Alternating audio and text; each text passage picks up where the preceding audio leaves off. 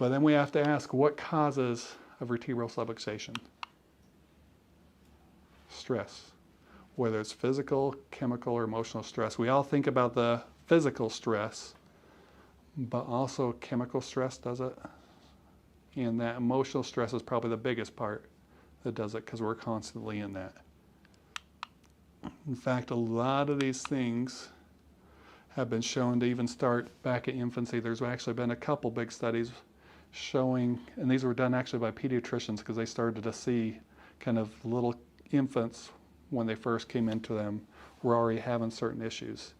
And so one pediatrician said, okay, let me just check for cervical trauma right after birth. So actually he did a study, which the only way they could participate with a study is if they were non-symptomatic, so they couldn't be showing any symptoms yet.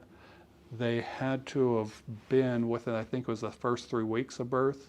And he started to see, one found 80%, the other one found almost 90% of kids already had some sort of cervical trauma right after birth. But the way I kind of think of it, how many of you are moms here? Okay, so if I had a little baby and I put my hands right underneath its skull here, so I was holding that little baby by its head and kind of walking around, what would you do? Yeah. Don't do that. Don't do that. So I've had a lot of people tell you I'd grab the baby, I'd slap you, then I'd call CPS on you too. That's about 8 pounds of pressure being pulled on that little baby's neck just by the weight of its body. How much weight during a normal delivery is being pulled on a little baby? The scary part is they've actually done the studies on this.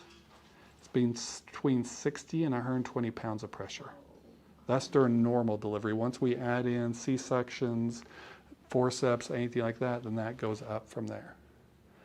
And so, but a little one can't really tell you, hey, I feel something up here. They'll show you little signs.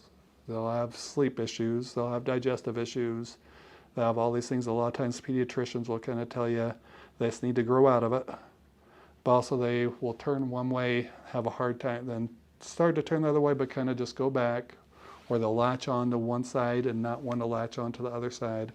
There's little things that we can see, but they aren't as well known in there.